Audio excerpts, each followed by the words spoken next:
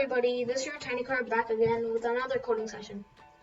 For this session guys, I'm going to show you guys how we can filter columns by a value in Pandas.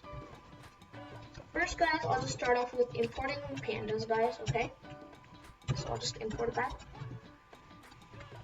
And then I'll say data is equal to pd.readCSV, and I'll get in the data set, so that's going to be the IMDb ratings, okay guys? So that is bit.ly/IMDb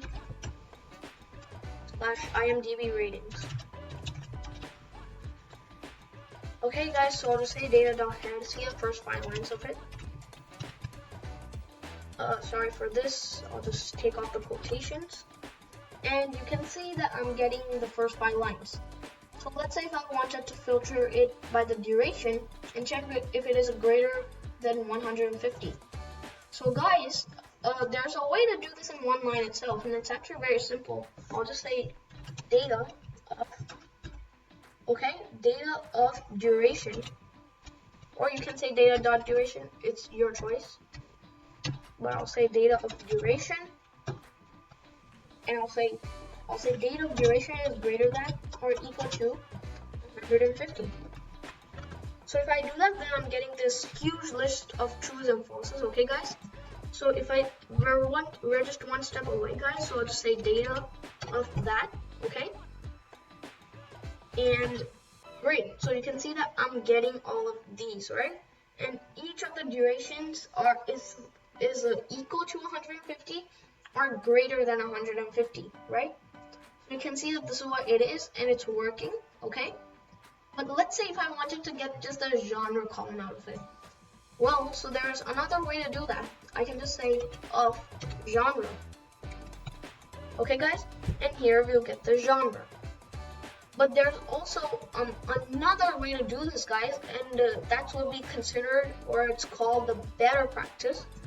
Okay guys, so that's the loc method. So I'll just say data.loc, and sorry, it's square brackets, data.loc, and I'll say data of duration, or data.duration. I'll just say this time I'll say data.duration is greater than or equal to 150, okay guys? So that's the same list of trues and falses that we had earlier guys, okay? That's that, comma, genre, okay guys? In a string, and I'll end the brackets, okay guys? So if I do that, then also guys, I'm going to get this. So this is usually guys called the better practice, or the better way of doing it, okay guys? So what I'm doing here is basically I'm just getting the trues and falses, and as per the data frame, what I'm using is that from the data, if it is a true or false, okay guys, I'm getting all the trues, fetching all the trues, and then I'm getting the data of genre out of it, okay guys? So that's what I'm doing there guys.